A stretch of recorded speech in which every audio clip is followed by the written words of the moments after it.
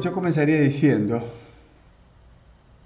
que la cuestión de las Islas Malvinas es definida como la disputa de soberanía entre la Argentina y el Reino Unido respecto de las Islas Malvinas, Georgia del Sur, Sandwich del Sur y los espacios marítimos circundantes. En la cuestión Malvinas, ambas partes alegan tener mejores títulos que la otra sobre el territorio en cuestión, sobre el territorio en disputa. Sin embargo, la actual posición de algunos sectores del Reino Unido consiste en directamente negar la existencia de la disputa.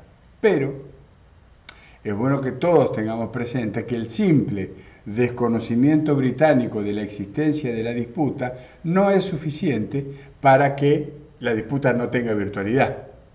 Como lo señaló la Corte Internacional de Justicia, la existencia de un diferendo internacional requiere ser establecido objetivamente. El simple hecho, dice la Corte, de que la existencia de un diferendo fuera negada no prueba que ese diferendo no existe. Es decir, la realidad no cambia si en una disputa de dos, si uno de los dos dice el problema no existe. Así que en ese sentido la posición de la Argentina está clara y también está claro que está siendo avalada por la Corte. Si bien la disputa de soberanía por las Islas Malvinas tiene como inicio el 3 de enero de 1833, que es la fecha en la que el Reino Unido expulsó por la fuerza a la población y a las autoridades argentinas de las islas, la historia de las Islas Malvinas se retrotrae a comienzos del siglo XVI. Desde su descubrimiento por la expedición de Américo Vespucio en el año 1602, las Islas Malvinas se encontraron siempre bajo soberanía española, siendo la Argentina la sucesora de los derechos sobre las mismas desde 1810 hasta el despojo por la fuerza llevado adelante por el Reino Unido ese 3 de enero de 1833. La documentación disponible muestra que el Reino Unido tomó posesión de las islas por razones estratégicas y utilizó su vieja reivindicación, a la que había abandonado 55 años antes, como excusa en el marco de una política de dominación colonial, comercial, marítima, frente a un Estado recientemente constituido y que se debatía en una crisis interna, pero que había logrado establecer un asentamiento humano en las islas y demostrar su viabilidad. Desde el punto de vista jurídico, cabía al Reino Unido respetar la integridad territorial de un Estado con el cual mantenía relaciones pacíficas. Esto es importante. La obligación de respetar la integridad territorial de los Estados en tiempos de paz es inherente a la existencia de relaciones fundadas en el derecho internacional, cualquiera sea la época que consideremos. Al momento de la usurpación, en enero del 33, no solo no había un estado de guerra entre las partes, sino que había relaciones de paz y amistad concretadas en un tratado de paz que fue firmado entre el Reino Unido y nuestro país en el año 1825. El respeto de la integridad territorial de las partes se imponía en tales circunstancias. Ahora bien, Gran Bretaña expulsó a la Argentina de las islas en ese año de 1833. Desalojaron a las autoridades, desalojaron parte de la población argentina, hombres, mujeres, chicos. El punto clave es que mediante este acto de fuerza, a Argentina se le impidió restablecer el asentamiento que se había fundado en la década de 1820 con tanto esfuerzo. Como consecuencia del uso de la fuerza en 1833, que terminó provocando que casi el 70% de la población argentina radicada en las islas terminara abandonándola. Las palabras de funcionarios del Foreign Office son elocuentes. Yo tengo aquí una cita textual que voy a compartir con ustedes. Dice: la dificultad de nuestra posición es que nuestra toma de las Islas Falkland en 1833 fue un procedimiento tan arbitrario como lo juzga la ideología de hoy en día. Por tanto, no es fácil explicar nuestra posesión sin mostrarnos como bandidos internacionales. Esta frase, que es elocuente, es una declaración, es una publicación que fue realizada oportunamente por el Foreign Office británico. Luego de la expulsión por parte del Reino Unido, la actitud de la Argentina ha sido clara, ha sido coherente en el mantenimiento de sus derechos soberanos, protestando desde el mismo momento en que fue usurpado el territorio nacional. Y nunca dejó de hacerlo, nunca dejó de hacerlo. Durante los años siguientes, ante el silencio y las negativas del Reino Unido a buscar una solución pacífica a la disputa, Argentina llevó su reclamo de soberanía al nivel multilateral. Durante la primera reunión consultiva de ministros de Relaciones Exteriores de las Repúblicas Americanas en el año 1939 en Panamá, ya el multilateralismo comenzaba claramente a tomar forma, la delegación argentina declaró no reconocer la existencia de colonias o posesiones de países europeos en la extensión territorial argentina y realizó reservas de los títulos y derechos legítimos de Argentina en las Islas Malvinas. Desde el momento en que se crearon las Naciones Unidas, desde el mismo momento que se constituyen, Argentina presentó su reclamo.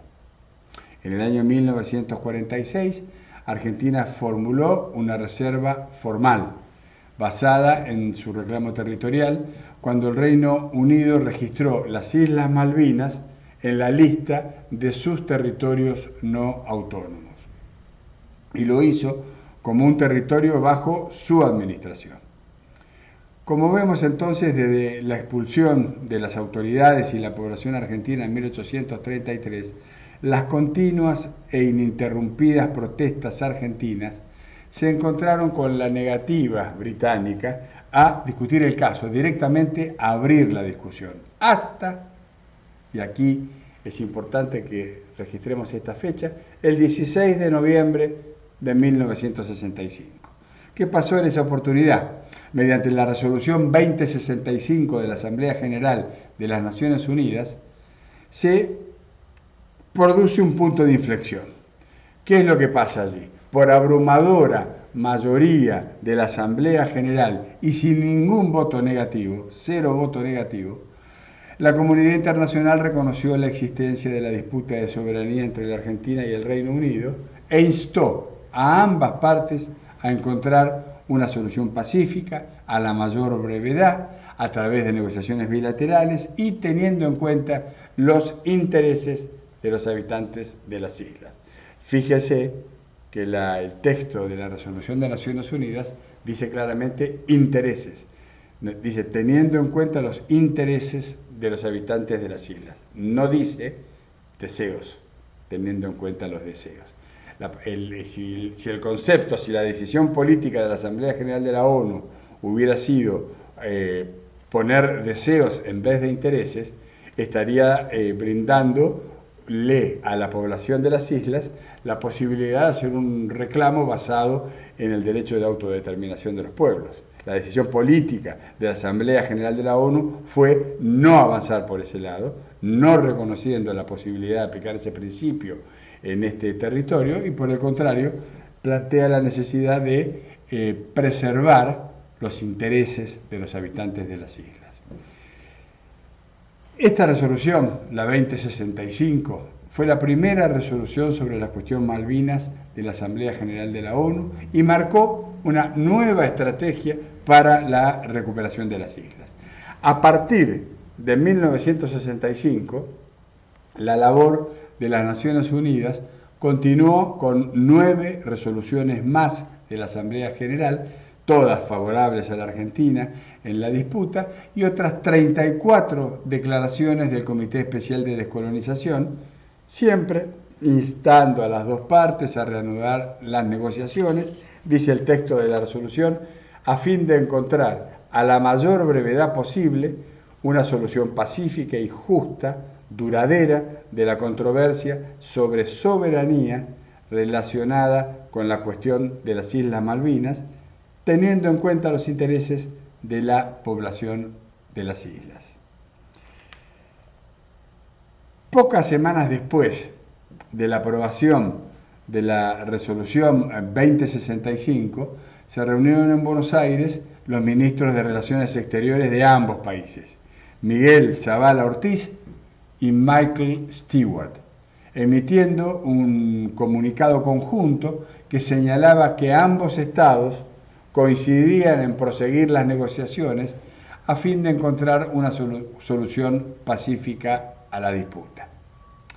Las negociaciones bilaterales encontraron su punto de solución más próximo en el año 1968, 3 años después de la resolución 2065 de 1965, cuando los representantes de ambos gobiernos acordaron un memorándum de entendimiento en donde el gobierno del Reino Unido, estoy haciendo una cita textual, como parte de un arreglo final, reconocerá la soberanía de la Argentina sobre las islas. ¿Qué pasó? Ante la presión de la prensa local británica y ante la resistencia del Parlamento británico de refrendar lo que habían avanzado las cancillerías británica y argentina, el gobierno laborista de Harold Wilson informó que no podía oficializar, no podía formalizar el acuerdo oportunamente suscrito. Luego las negociaciones cambiaron de rumbo hacia la solución de aspectos prácticos, evitando abordar el punto central de la cuestión. Pero digamos que yo quisiera subrayar esto, 1965 y la resolución 2065 indudablemente marcan, a partir de esa victoria contundente en la Asamblea General de la ONU, un punto de inflexión en el reclamo. Es ahora toda la comunidad internacional la que respalda la pretensión argentina, y lo que la Argentina plantea es que se trata de una disputa bilateral entre dos países, el Reino Unido y la Argentina. Esa disputa bilateral es por la soberanía de los territorios en cuestión, permanentemente estamos planteando la necesidad de, en cumplimiento de las resoluciones de la ONU, de constituir una mesa bilateral de negociaciones para, precisamente, cuidando los intereses de los habitantes de las islas, avanzar en la cuestión de fondo. Hacen falta dos para bailar el tango. Lo que la Argentina históricamente no ha conseguido todavía es que la contraparte de este conflicto bilateral se siente en una mesa de negociaciones. Pero bueno, como consecuencia de la nueva etapa que se abre después de 1968, se celebraron distintas reuniones entre junio de ese año y febrero de 1982. En esas reuniones las posiciones de las partes permanecieron inalterables. La Argentina requería el reconocimiento de la soberanía sobre las islas y ofrecía un conjunto de garantías y salvaguardas para la protección de los intereses de los isleños. El Reino Unido afirmaba que no procedería a efectuar una transferencia de soberanía en contra de los deseos de los habitantes. Luego del conflicto armado de 1982, el Reino Unido adoptó la posición de no contemplar en absoluto la posibilidad de negociaciones por la soberanía del archipiélago. Nos encontramos con una cerrazón completa. Sin embargo, se mostró claramente interesada en la normalización de las relaciones bilaterales, pero no en conversaciones sobre la cuestión de fondo. Las posturas de ambos gobiernos permanecieron más o menos estables a lo largo del periodo y, por lo tanto, las negociaciones no mostraron ningún progreso visible. En un periodo inicial, prácticamente no hubo intercambios entre ambos gobiernos, excepto por los contactos y visitas no oficiales entre representantes políticos de ambos gobiernos. Hacia el final, en la década de los 80, y luego de numerosas marchas y contramarchas, los gobiernos de Argentina y del Reino Unido llegaron a un entendimiento sobre el modo de restablecer las relaciones diplomáticas normales interrumpidas a partir del conflicto desatado el día 2 de abril de 1982, la Guerra de Malvinas. Esto se pudo lograr porque ambos gobiernos acordaron reiniciar las negociaciones diplomáticas sin discutir el punto central. Esto quiere decir, se pusieron de acuerdo en empezar a trabajar de consumo, pero apartando de la mesa de negociaciones, por lo menos en lo inmediato, la cuestión de la soberanía. Esto se logró finalmente con los denominados Acuerdos de Madrid I, Acuerdo de Madrid II. El Acuerdo de Madrid I fue firmado el 19 de octubre de 1989 y señaló que todas las hostilidades entre los dos gobiernos habían cesado. Fíjense que el conflicto armado había tomado lugar en 1982. Recién en 1989 se juntan y se acuerda el cese de fuego, ¿no? Y dejó para una comisión especial, quiero decir, el Tratado de Madrid I, dejó para una comisión especial todo lo concerniente a las cuestiones vinculadas a la esfera militar. Otras cuestiones como pesca, hidrocarburos, etcétera, fueron tratadas, se comenzaron a tratar posteriormente.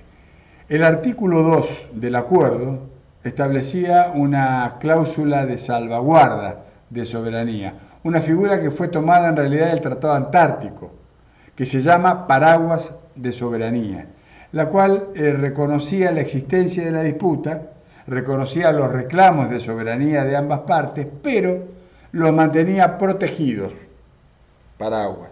En tanto se negociaban otros aspectos de la relación bilateral. En febrero de 1990 se firma el Acuerdo de Madrid II, cuyo artículo segundo incluía el famoso paraguas de soberanía ya.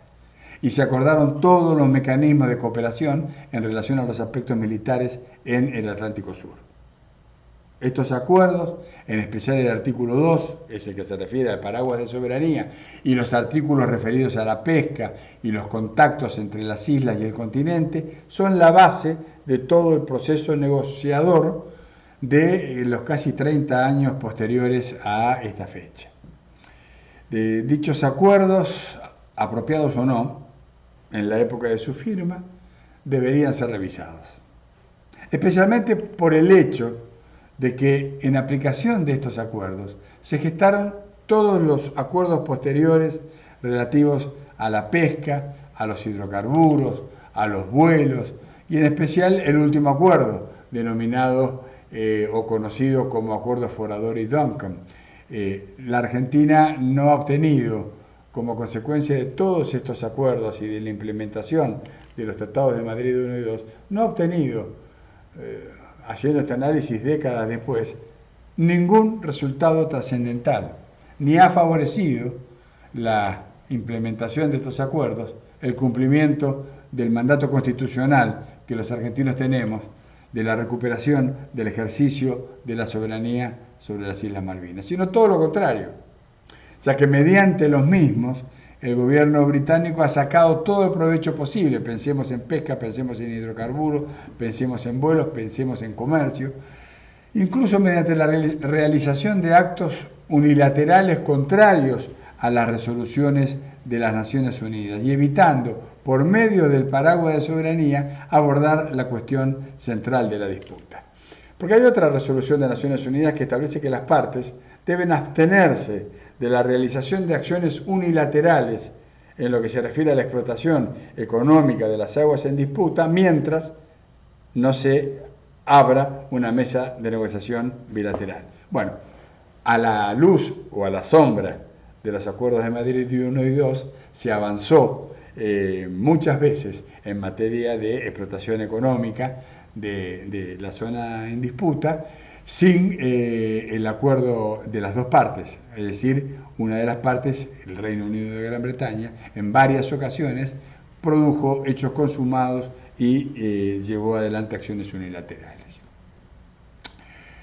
Ahora, en este orden de ideas, un punto de trascendental importancia es que como corolario de dichos acuerdos, se realizó entre ambos gobiernos, como corolario quiere decir como final de esos dos acuerdos, se concretó algo que se llamó el Acuerdo de Caballeros, Gentleman Agreement, por medio del cual, en un acuerdo no escrito, la Argentina aceptó no llevar nuevamente el asunto de la cuestión Malvinas al seno de la Asamblea General de las Naciones Unidas y limitarse simplemente a su tratamiento en el Comité de Descolonización de la ONU. Por eso digo que, tantos años después, es razonable que avancemos en una responsable, pero intensa y profunda, revisión de los alcances de los acuerdos de Madrid 1 y 2. Veamos ahora los temas vinculados a la cooperación con los isleños. Arrancaría diciendo que desde los primeros años de la presencia argentina en las islas, la relación entre el continente y las mismas estuvo estrechamente vinculada. Aún hoy quedan pruebas de esa vinculación a lo largo y ancho de las islas y en las costumbres de los propios isleños. Las tradiciones del campo, los británicos que viven en las Islas Malvinas llaman al campo the camp, que es una palabra similar a campo, y no lo llaman countryside. Y esto tiene que ver con la tradición histórica, con la cultura previa a la instalación de esta comunidad en nuestras islas. Hay una serie de actividades relacionadas con el caballo, usan la palabra chey, que es obviamente una degeneración, una alteración de la palabra che, que usamos nosotros en nuestro castellano. Se toma mate, en muchos lugares se toma mate. Y todas estas cosas recuerdan un pasado que tuvo una fuerte influencia continental. Lo mismo sucede con algunas localidades. En las Islas Malvinas hay algunas localidades que tienen nombres como Bombilla, Estancia, San Carlos, Salvador. Inclusive todavía hay vestigios de antiguos corrales construidos por los gauchos rioplatenses que fueron trasladados en la década de 1820 del continente a las islas, cuando se llevó adelante el proceso de consolidación de la presencia nacional en las mismas. Desde 1856 a 1884, los sacerdotes católicos de las Islas Malvinas eran enviados ¿desde dónde? Desde Buenos Aires. Desde esa fecha, la Iglesia Católica en las islas pasó a depender de los salesianos, ya que en el año 1884 el Papa estableció lo que se llamó la Prefectura Apostólica de la Patagonia Meridional, Magallanes, Tierra de Fuego e Islas Malvinas, poniéndolas bajo la responsabilidad de los salesianos, que operaban desde su central en el territorio continental argentino. Con ese objetivo y a los efectos de favorecer la relación entre los isleños y el continente, la Argentina y el Reino, a partir de la década de 70, ya estamos en 1970, acordaron una serie de mecanismos de cooperación en distintas áreas. Mediante la declaración, el nombre exacto es Declaración Conjunta referente a comunicaciones entre las Islas Malvinas y el territorio continental argentino. Esto se conoce como el Acuerdo de Comunicaciones, que es del día 1 de abril de 1971. Por medio del Acuerdo de Comunicaciones entonces, la Argentina y el Reino Unido acordaron un conjunto de medidas prácticas que facilitaron el movimiento de personas y bienes entre el continente y las islas en ambas direcciones, promoviendo el establecimiento de vínculos culturales, sociales y económicos entre los isleños y el resto de los argentinos. La cooperación ofrecida abarcaba diversos campos de la vida social, tales como la salud, el trabajo, la educación. En materia de educación, se organizó una política de becas escolares para la población de las islas que comprendían la posibilidad de matricularse y cursar estudios primarios y secundarios en el continente. Se les otorgaba gratuitamente la residencia, el seguro médico y dental, los vuelos de ida y vuelta a las islas junto a un acompañante y el material educativo necesario, que comprendía libros y útiles en ambos idiomas. En 1974 se hizo un pedido a las autoridades argentinas para que se les enviara un maestro de castellano, de español. A partir de entonces y hasta 1982 viajaron y ejercieron la docencia 10 jóvenes maestros, en su mayoría mujeres. El caso más conocido es el de una actual diplomática, su nombre es María Fernanda Cañas. Tuve el gusto de trabajar con ella mientras fui embajador de la Argentina ante las Naciones Unidas. Y María Fernanda trabajó como maestra de español a la luz del acuerdo, como consecuencia del acuerdo de comunicación, en las Islas Malvinas, como parte de esta estrategia de acercamiento que nuestro país decidió llevar adelante con la población, con los habitantes de las islas. LADE. LADE quiere decir Líneas Aéreas del Estado. Era la aerolínea de bandera de la Argentina. LADE instaló una oficina en las islas y operó un servicio de 2 vuelos semanales desde Comodoro Rivadavia, al principio con hidroaviones, hasta que la Fuerza Aérea Argentina construyó el primer aeropuerto que fue financiado por la Argentina con una pista provisoria que fue inaugurada en noviembre de 1972. Los vuelos comerciales comenzaron el 3 de julio, inmediatamente después de la firma del acuerdo de comunicaciones.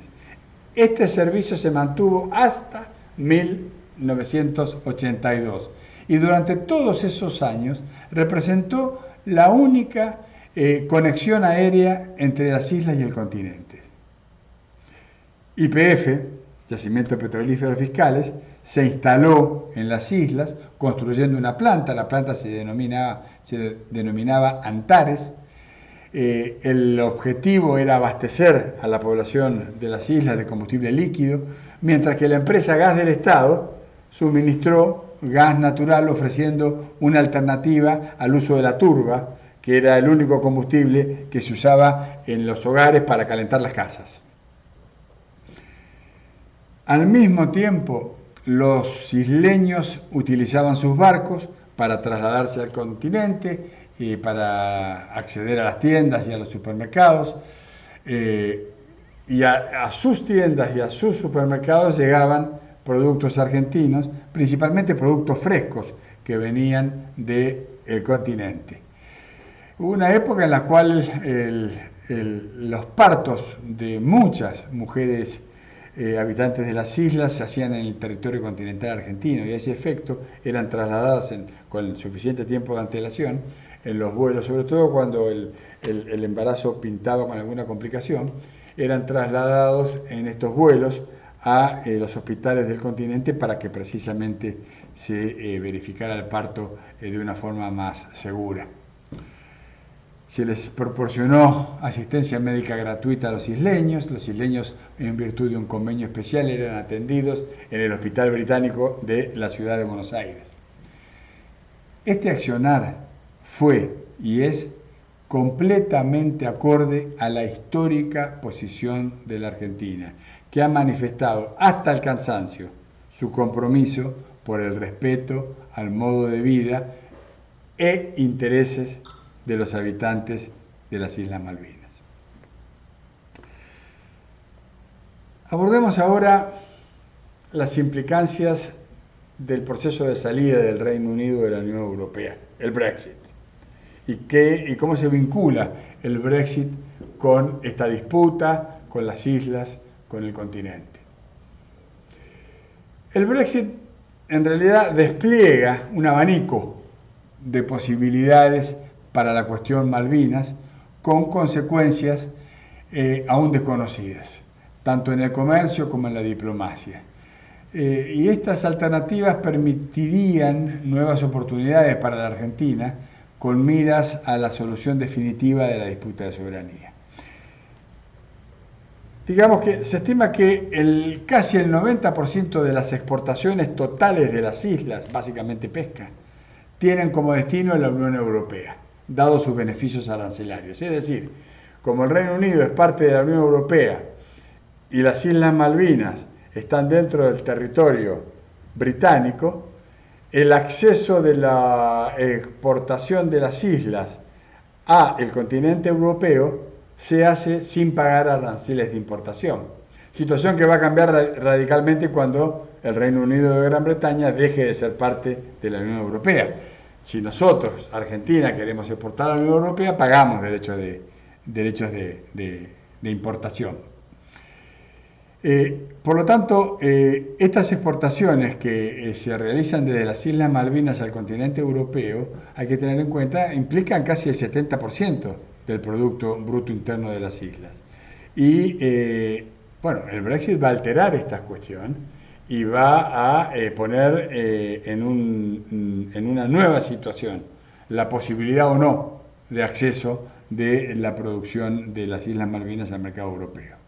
La industria pesquera de las islas, por medio de la venta de licencias de pesca a 25 años, en contradicción flagrante con las resoluciones de Naciones Unidas, ¿se acuerdan que decíamos que las dos partes deben abstenerse de la explotación unilateral de los recursos de las aguas en disputa mientras dure la disputa? Bueno, el Reino Unido sistemáticamente viene otorgando licencias de pesca que no son por 1 año o 2 años, son por 25 años. Y para eso utiliza flotas de otros países, o sea, pesca, otros países pescan utilizando las concesiones, los permisos de pesca que le otorgan las ilegítimas autoridades de las Islas Malvinas. En particular España, que debe ser uno de los países que más pesca en las aguas argentinas de las Islas Malvinas. Dada la importancia del mercado europeo, el acceso restringido al mismo, en cualquier forma, sería potencialmente dañino, podríamos decir catastrófico, para la economía actual y también para el desarrollo económico continuo de las islas. En materia política, seguimos con el Brexit, la mayor preocupación del ilegítimo gobierno británico en las islas es que el Brexit eliminaría las obligaciones de otros Estados miembros de reconocer y aceptar que los territorios pretendidos de ultramar son parte del Reino Unido y que en consecuencia podrían perder el apoyo del resto de Europa y que esto genere un mayor apoyo a la Argentina en la disputa de soberanía. Los países europeos hasta ahora habían acompañado tímidamente, pero habían acompañado la posición británica, dada que las islas eran reconocidas como territorio de ultramar del Reino Unido en virtud del Tratado de Lisboa, que es el que constituye una especie de constitución de la Unión Europea. Ahora bien, tras el Brexit, este apoyo podría debilitarse dado que no existiría la obligación ya nacida de ese pacto constitutivo europeo. No existiría la obligación para el resto de los países europeos de ser solidarios en las votaciones, por ejemplo, con el Reino Unido, a eso me refiero. Y esto traería algunas posibles consecuencias inmediatas. Desde la votación del referéndum, la influencia británica y el apoyo de sus ex socios europeos ha disminuido considerablemente. La pérdida del juez británico en la Corte Internacional de Justicia, siendo la primera vez en la historia que un miembro permanente del Consejo de Seguridad de las Naciones Unidas no cuenta con un magistrado de su nacionalidad en la Corte de la Haya.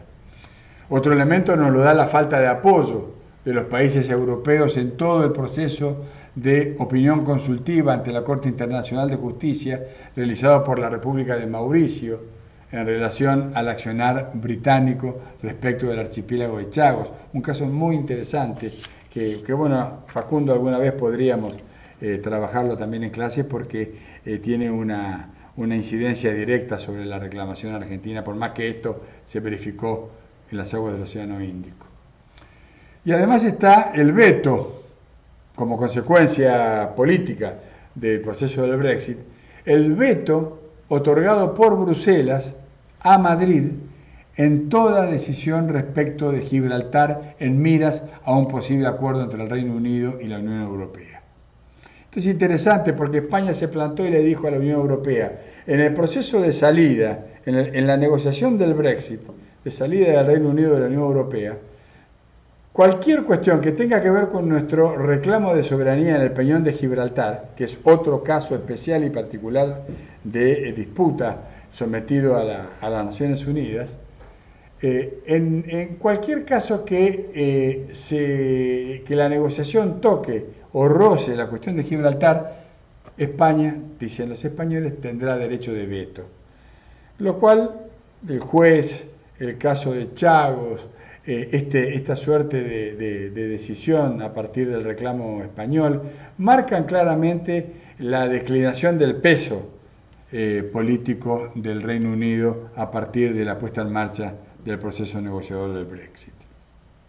Es más, las palabras del ex canciller británico William Hague son elocuentes al respecto. Yo las he copiado para compartirlas con ustedes.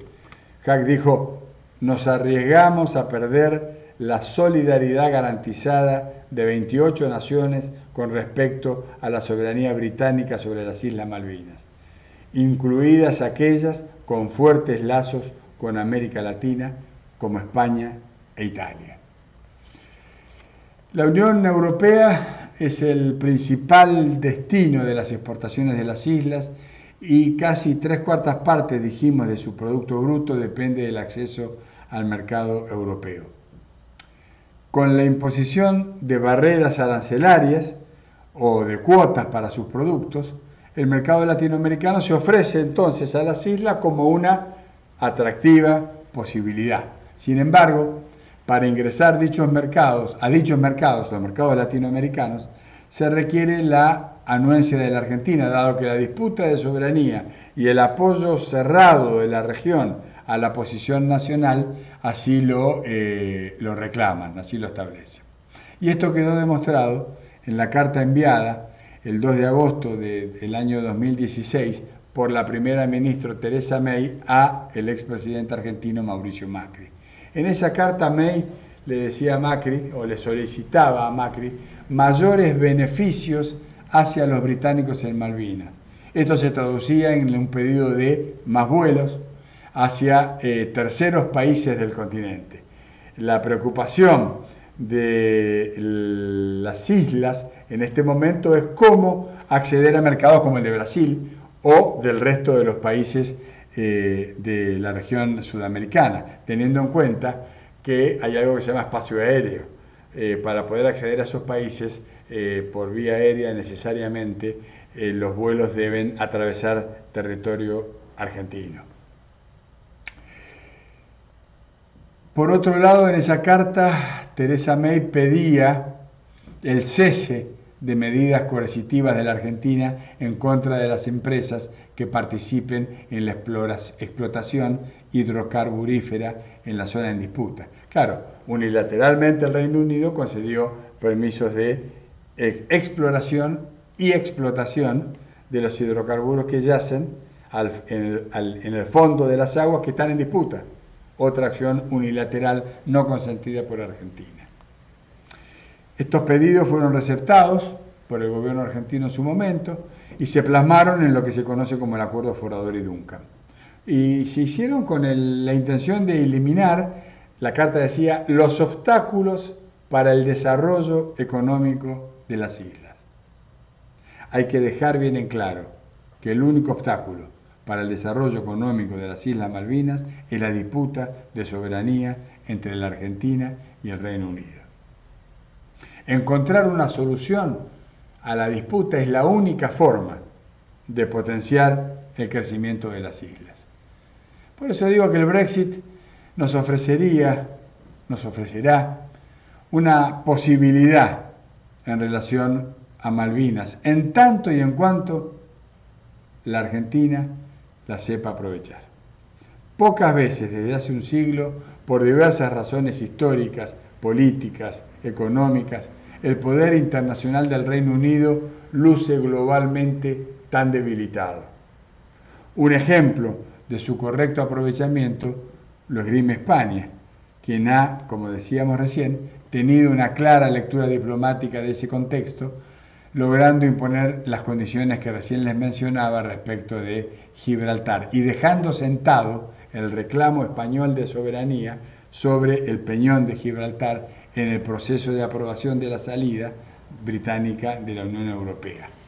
Y esta es una imposición que le fue hecha a las autoridades comunitarias en Bruselas y se obtuvo, como decíamos recién, esta suerte de derecho de veto respecto a toda decisión que atañe a la cuestión de Gibraltar y obteniendo el cambio de denominación del territorio, que hasta entonces era denominado como un territorio, textualmente decía, en el que existe una controversia entre España y el Reino Unido respecto a la soberanía, y en donde ahora pasa a definirlo claramente como una colonia británica en territorio europeo. Es interesante prestarle atención a este proceso porque el Brexit tiene consecuencias sobre la impronta, la presencia británica en el contexto internacional interesante, tal como lo están señalando, por lo pronto, sus todavía socios de la Unión Europea. ¿Por qué digo que estamos ante una nueva oportunidad? A ver, la cuestión Malvinas es el asunto de política exterior más antiguo y más importante de la República Argentina. En los 187 años que lleva la disputa de soberanía, se han avanzado distintas opciones para solucionar la controversia sin que ninguna haya hasta ahora dado resultados. Argentina ha intentado, desde el ofrecimiento de arbitraje internacional, que es una opción que ha sido sistemáticamente rechazada por el Reino Unido, hasta encarar una negociación bilateral de conformidad a lo establecido por la Asamblea General de las Naciones Unidas. Un camino que recorrió durante más de 50 años, aunque solo durante 17 años pudo abordar, y sin éxito, el punto central de la autonomía, el punto central de la disputa, quiero decir, que es la soberanía. La relación con el Reino Unido atravesó varias etapas, a veces tan cambiantes y contradictorias como la vida política argentina misma. Así, los distintos gobiernos, según el gobierno, han endurecido o han ablandado la posición dependiendo del color político y la lectura que sobre esta cuestión tuvieran los gobiernos de turno. Esto sin duda ha generado hasta ahora debilidad de la posición argentina. Ahora, desde diciembre del 2019, la Argentina, yo siento que ha vuelto a encauzar y colocar a la cuestión Malvinas al tope de su agenda internacional. Claros ejemplos de ello son la elevación del rango a Secretaría de Estado del área competente de la Cancillería, así como los muy claros mensajes emitidos por el presidente de la República ante el Congreso de la Nación, no solo al momento de tomar posesión del cargo, sino también el refortalecimiento de los apoyos tanto regionales como globales. Hay una actitud de procura de respaldo internacional muy marcada que todas nuestras delegaciones, nuestras misiones diplomáticas en todo el mundo, en lo bilateral y en lo multilateral, están llevando a cabo. En este sentido, el 25 de agosto pasado, hace 2 meses, se ha marcado un nuevo hito en la larga historia de la disputa. Por primera vez se ha establecido, por medio de una ley, que además es una ley que se aprobó por el voto unánime de todos los bloques del Congreso Nacional, la piedra basal para el establecimiento de una verdadera política de Estado en torno a la cuestión Malvinas. Política de Estado quiere decir que es una política permanente, que es una política consensuada por todos los actores nacionales. Es una definición de fondo, que cualquiera sea el gobierno que esté a cargo en nuestro país debe respetar. Me refiero a la creación del Consejo Nacional de Asuntos Relativos a las Islas Malvinas con participación del Poder Ejecutivo Nacional, de todos los bloques con representación parlamentaria, de los veteranos de la guerra de 1982, del mundo académico, especialistas en Derecho Internacional y la provincia de Tierra de Fuego, que ustedes deben saber que se llama Provincia de Tierra de Fuego, Atlántico e Islas del Atlántico Sur. Todo eso, reunido en este Consejo, va a generar la masa crítica que adopte definiciones de envergadura en la cuestión Malvinas. Y esto es un claro ejemplo de madurez y de voluntad política, que son dos elementos necesarios para poder dar aquellos debates y consensuar las estrategias de corto, de mediano, de largo plazo, que nos permitirán avanzar de forma coherente y coordinada en la búsqueda de la solución de la disputa de soberanía, sin importar el color político de turno. Yo celebro esta decisión del Congreso, esta iniciativa del Gobierno Nacional, porque nos coloca frente a la posibilidad cierta de definir esto que recién decíamos, una política de Estado permanente y consensuada para que la Argentina, más allá de quien la gobierne, más allá de los gobiernos que vayan pasando, mantenga la proa siempre en dirección a ese norte, que es lograr la reapertura de la negociación por la cuestión de la soberanía en las islas. Esta iniciativa no resolverá por sí misma la disputa de soberanía, pero es un paso esencial hacia el cumplimiento del objetivo. La certeza de que la cuestión Malvinas se ha convertido por fin en una política de Estado va a ser el puntapié inicial necesario para romper la inercia y enfrentar el objetivo central e irrenunciable de la recuperación del ejercicio efectivo de la soberanía sobre las Islas Malvinas, Georgia del Sur, Sandwich del Sur y los espacios marítimos circundantes.